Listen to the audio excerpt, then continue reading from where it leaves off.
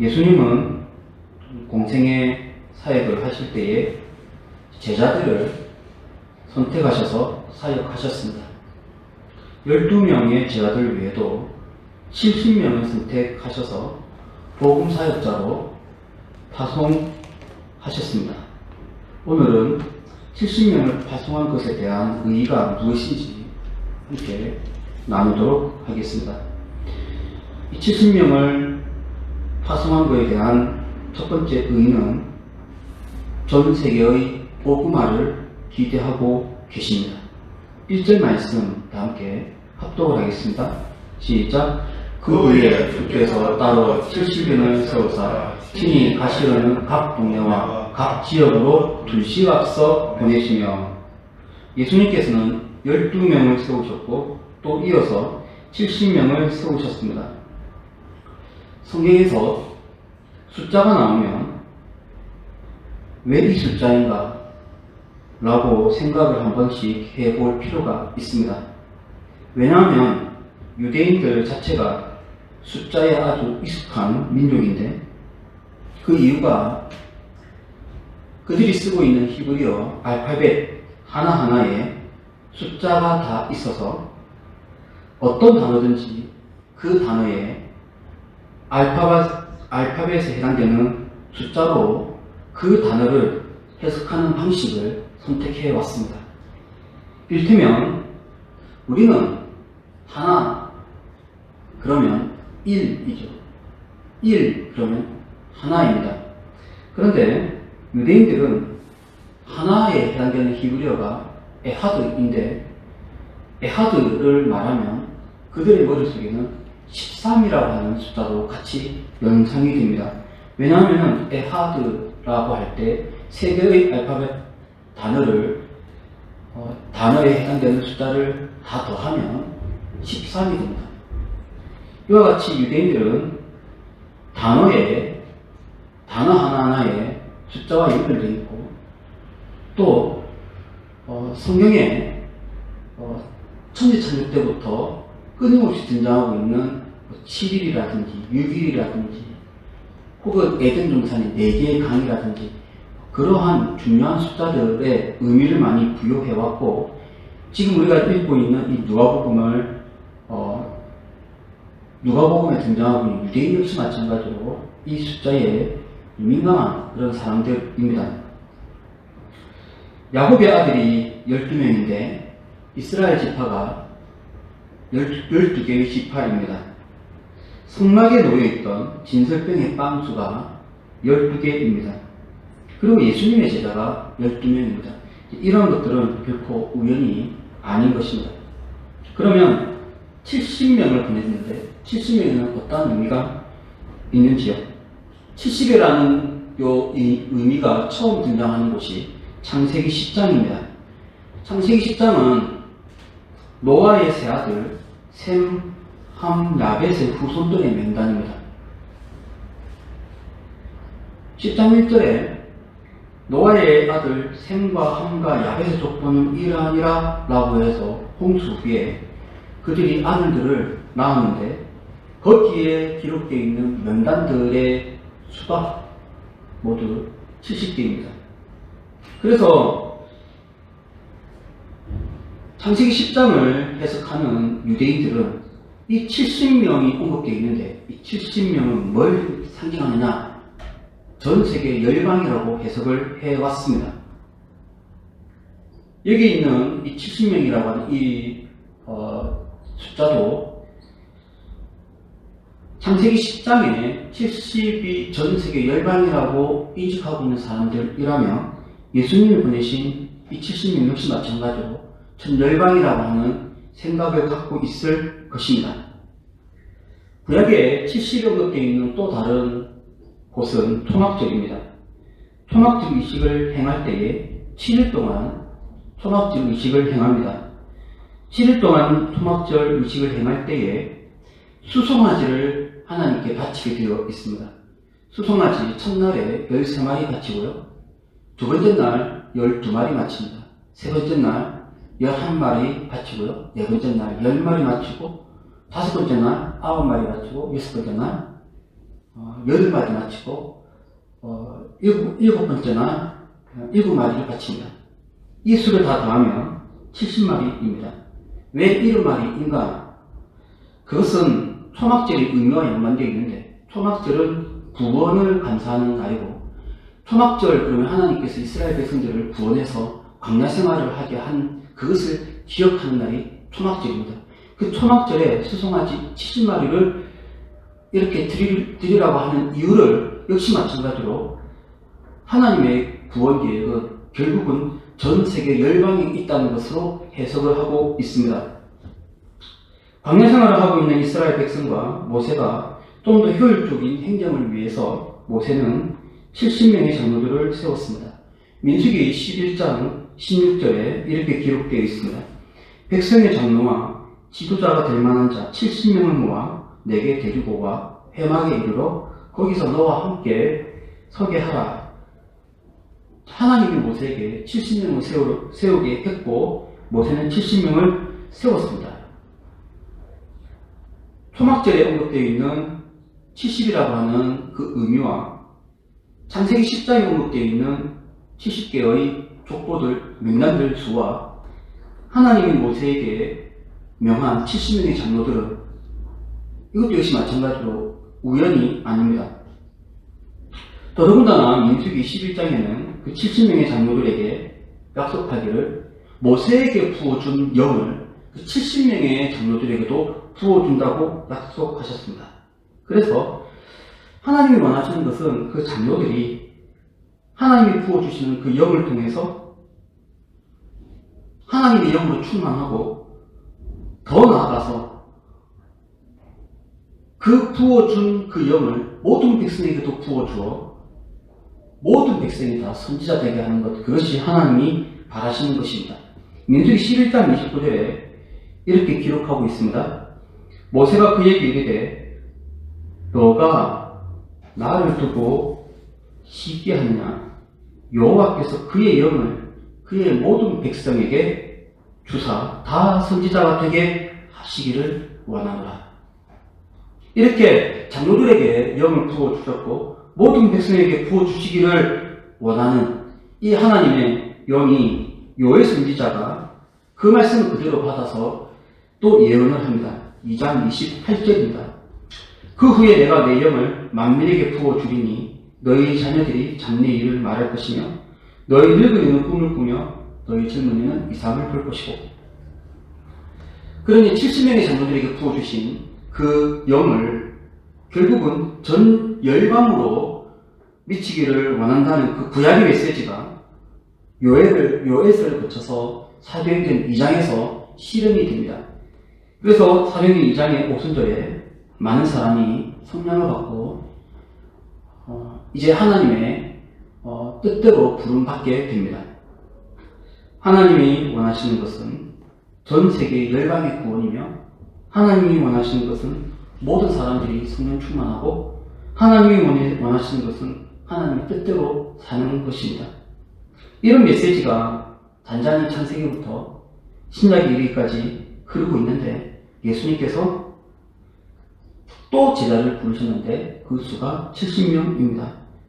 10명을 뽑을 수도 있고 20명을 뽑을 수도 있고 24명을 뽑을 수도 있고 50명을 뽑을 수도 있는데 70명을 뽑았습니다. 70이 의미하는 바는 무엇일까요?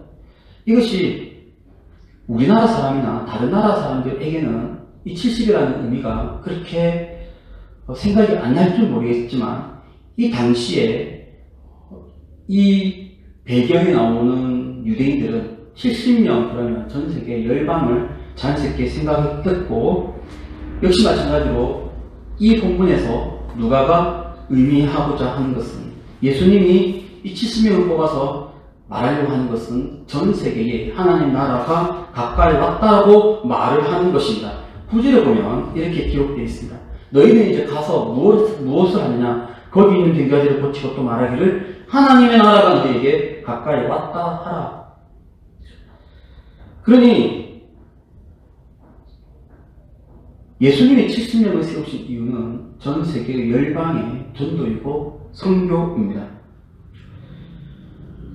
누가복음은 우리가 지금 읽고 있는 것은 누가복음인데요.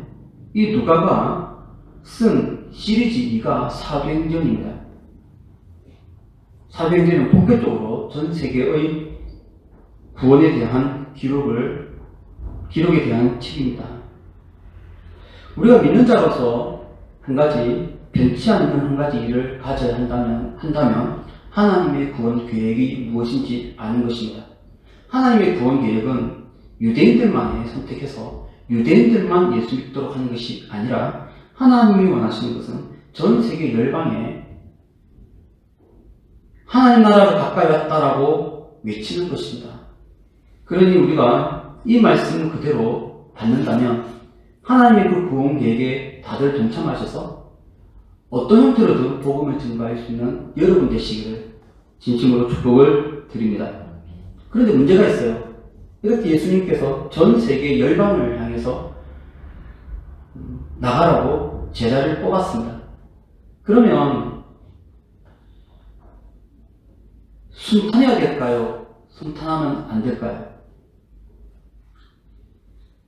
우리가 여기서 70명을 보내면서 우리가 또 한 가지 생각해야 될 것은 이 세상은 너무 벽이 두껍고 호락호락하지 않다는 것입니다. 이것을 예수님은 이렇게 표현하고 있습니다.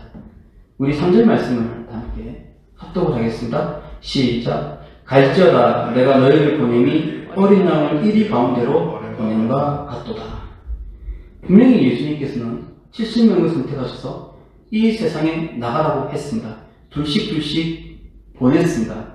그럼 예수님이 보냈으니 예수님이 지켜주시고 보호해주시고 능력 주시고 예수님께서 모든 만날 일에 대해서 어려움을 극복해 주신다면 이들은 어려움이 없어야 됩니다. 하지만 그렇지 않습니다. 분명히 예수님이 70명을 뽑을 때 그냥 모르는 명단을 들고 나가라고는 하지 않았을 것입니다. 예수님이 12제자를 뽑을 때에 모두 제자들과 인격적 만남이 있었던 것처럼 이 70명을 뽑을 때에도 틀림없이 예수님과 그 70명 간에 어떠한 신뢰를 바탕으로 해서 예수님도 아주 생각을 깊게 하시고 기도하시고 그들을 뽑았을 것입니다. 그러면 나갔으면 이들이 다 예수님의 그 지원을 받아갖고 아무 어려움이 없어야 되는데 그러나 그렇지 않다라고 얘기합니다. 왜냐하면 이들이 가는 곳이 교회가 아니고 이들이 가는 곳이 믿는 자들만 있는 곳이 아니고 이들이 가는 곳이 세상이기 때문입니다. 이것을 어떻게 비유하고 있냐면 이렇게 비유하고 있습니다. 어린 양을 이리 가운데 보낸 것 같다. 분명히 예수님께서 70명을 뽑아서 보내는데 광야에 있는 어린 양과 같다.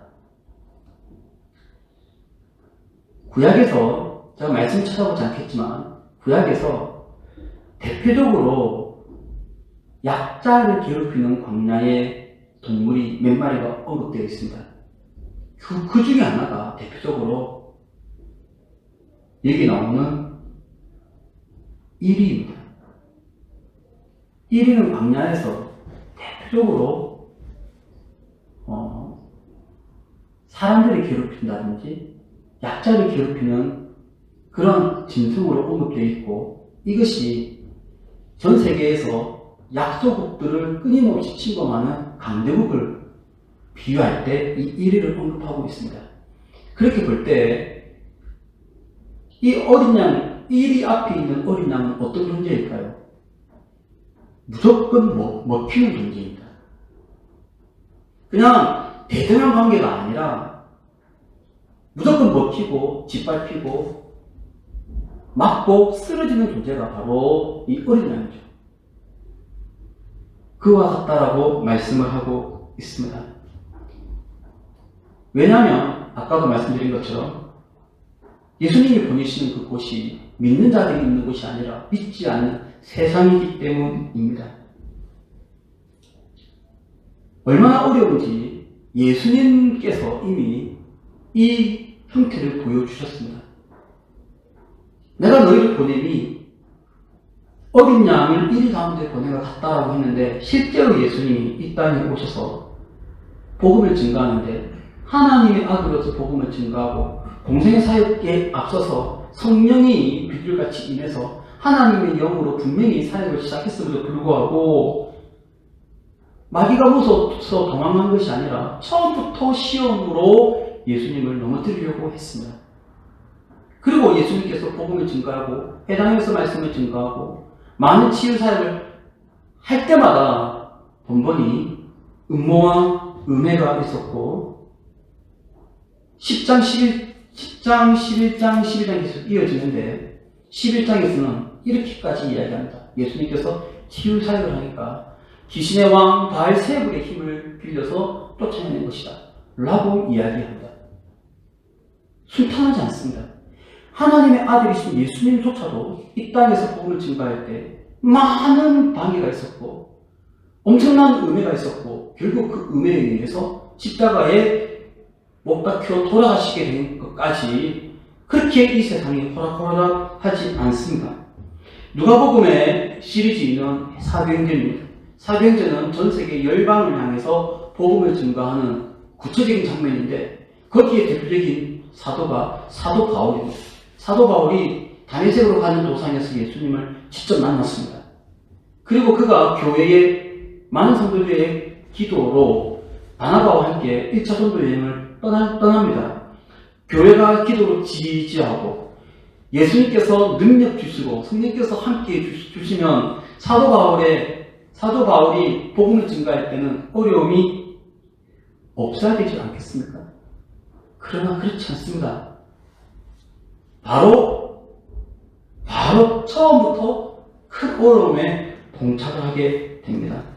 어떤 곳에서는 그 지역의 불량배들이 방해를 하기도 하였고 어떤 곳에서는 극렬한 극우 유대인들이 이 사도 바울을 쫓아와서 방해를 하기도 하였고 때로는 매를 들기도 하였고 감옥에 갇히기도 하였습니다. 마치 어떤 느낌이냐면 바로 이 느낌이죠. 광야에 있는 이리 앞에 있는 어린 양처럼 놓여 있습니다. 이것이 우리에게 주는 교훈이 있습니다. 우리는 나가야 하고 우리는 복음을 증거해야 하는데 그렇게 해서 도전받고 나가면 정작 이 세상에 복음을 증거하면 돌아오는 것은 손가락질이고 돌아오는 것은 욕입니다. 아무리 교회가 아무리 신자들이 잘하려고 아무리 발버둥을 쳐도 이 세상은 교회를 보는 눈이 그렇게 곱지 않습니다. 더더군다나 지금 이 바이러스 사태에서 틀림없이 교회는 언급되고 있습니다. 여러 형태로 부정적인 면으로 언급되고 있습니다. 이 시국에 우리가 복음을 증거한다고 나가면 역시 마찬가지로 돌아오는 것은 마치 어떤 느낌이냐면 어린 양과 이리의 관계로 서 있습니다. 이럴 때 우리는 어떻게 될까요? 이것이 예수님께서 70명을 세우는 그때부터 예수님이 공생애를 위해서 이 땅에 오셔서 복음을 증거할 그때부터 그리고 사도행전에 사도 바울이 복음을 증거하는 그때에도 여전히 봉착되어 있던 그 어려움은 지금도 있는 겁니다. 이것을 우리가 알아야 이 세상에서 복음을 증거하고 혹시라도 음모가 있다든지 손가락질을 당한다 할지라도 뒤로 물러남이 없고 상처를 받지 않고 복음을 증거할 줄로 믿습니다. 그러니 비록 어려움을 겪는다 할지라도 여러분이 있는 곳에서 하나님의 말씀을 증거할 수 있는 그런 복된 여러분이 되시기를 진심으로 축복을 드립니다. 이렇게 어려운 때에 예수님이 우리에게 첫 번째 기도하라고 하는 것이 있습니다. 복음을 증거하는 자들에게 70명에게 뭐라고 얘기하냐면 동력자를 보내주소서라고 기도하라고 말씀하고 있습니다. 우리 한번 2절 말씀을 합독을 하겠습니다. 시작. 이르시되 추수할 것은 많되 일꾼이 적으니 그러므로 추수하는 주인에게 정하여 추수할 일꾼들을 보내주소서 하라. 얼마나 어려워요. 이리 가운데 있는 어린 양처럼 광야에 있는 어린 양처럼 이렇게 뚝 떨어져 있는데 거기다가 사람도 없어요. 함께 일할 사람이 없어요. 동력자가 없어요. 그러니 더더욱 힘들어요. 아니 이렇게 나가서 복음을 증가하는데 또 다른 동력자가 탁 나타나서 힘내십시오라고 하면 얼마나 기분 좋아요. 그런데 아무도 없는 거예요. 그래서 우리가 해야 될 것이 있다면 이렇게 어려운 남북에서 함께 복음을 증가할 수 있는 그러한 믿음의 사람을 더 많이 보내주십시오라고 기도하는 것입니다. 복음을 전한다는 측면에서 만약에요, 복음을 증가한다는 입장에서 만약에 수요일이나 주일날 성도들이 이렇게 함께 만나서 예배하고 친교하는 것이 없다면 상당히 힘들 것 같습니다.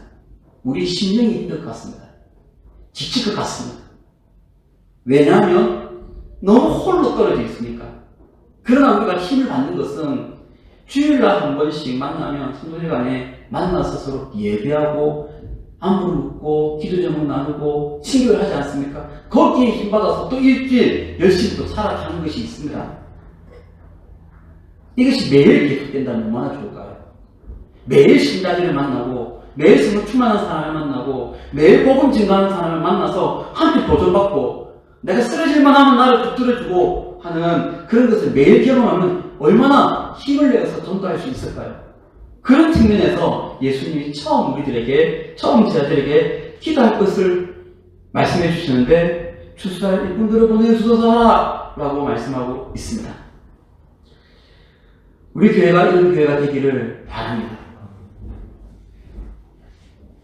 좀 홀로 떨어져 있는 것 같지만 주님 함께 일할 동료자를 보내주십시오 라고 기도하면서 끝까지 기도하며 나아갈 수 있는 우리 교회가 되기를 소망합니다. 뿐만 아니라 우리 사랑교회 성도들 개개인들도 그러한 성도들이 되기를 원합니다. 어디에 있든지 간에 어떻게 보면 뚝 떨어져 있어요. 내 주위에 믿는 사람이 많이 없어요. 믿는 사람도 없을 뿐만 아니라 거기에서 정말 힘을 내어서 복음을 증가하게 해야 되겠다고 열정 갖고 있는 사람은 우리 주변에 많이 없습니다. 우리가 두 가지 해야 되겠죠. 하나님 나에게 함께 복음을 증가할 열정이 있는 성령 충만한 사람을 보내주십시오. 또 하나는 아무리 어려움을 겪는다 할지라도 내가 뒤로 물러서지 않도록 해주십시오. 이것이 오늘 읽었던 10장 1절부터 3절까지의 말씀입니다. 사도 바울이 복음 증가할 때 몇 가지 주안점을 줬던 것이 있습니다. 이제 사도 바울이 가는 곳들마다 전도했던 그 패턴들을 보면 몇 가지 공통점이 있는데 그 중에 하나가 동력자를 만나기를 소망하는 것이었습니다. 때로는 처음에는 바나바를 만나서 바나바와 함께 전도를 했습니다. 또 한 곳에서는 디모데를 만나서 힘을 내어서 함께 그 지역을 전도했습니다. 또 한 곳에서는 브리스길라와 아굴라를 만나서 효율적으로 전도를 하였습니다. 이러한 전도가 결국은 사도 바울이 전도를 할 수 있게끔 하나의 원동력이 되었습니다. 참 지금은 시국이 많이 어지러울 때에 많은 교회들이 그 출구를 찾지 못하고 있습니다. 그 이유가 있는 것 같아요. 이것이 여러 번 경험된 것이라면 그 경험에 의해서 뭔가 돌파구를 찾아갈 텐데 아직도 어떻게 하면 될 것인가에 대한 논의가 계속 있는 것 보면 아직 출구는 명확하지 않은 것 같습니다. 그러나 이 한 가지는 분명합니다. 이렇다라고 해서 우리는 멈출 수가 없고 이렇다라고 해서 우리는 중단할 수가 없습니다. 복음을 증거해야 되고 또 하나님 나라가 가까웠다라고 우리는 말을 계속 해야 됩니다. 이렇게 이 말씀대로 오늘날 우리가 예수님이 보내신 70명의 한 사람이 되어서 여러분이 가는 곳들마다 하나님 나라가 가까웠고 예수님의 그 말씀을 증가할 수 있는 복된 여러분 되시기를 예수 이름으로 축원합니다. 기도하겠습니다. 하나님 아버지 은혜를 감사합니다. 우리가 이렇게 말씀으로 또 도전받게 해주심을 감사합니다. 비록 이 세상에서 우리가 어려움을 겪는다 할지라도 예수 그리스도를 증거하는 이 일만큼은 멈추지 않도록 주님 우리에게 힘을 주시고 동력자를 보내주시옵소서. 감사합니다. 예수님의 거룩하신 이름으로 기도드립니다. 아멘.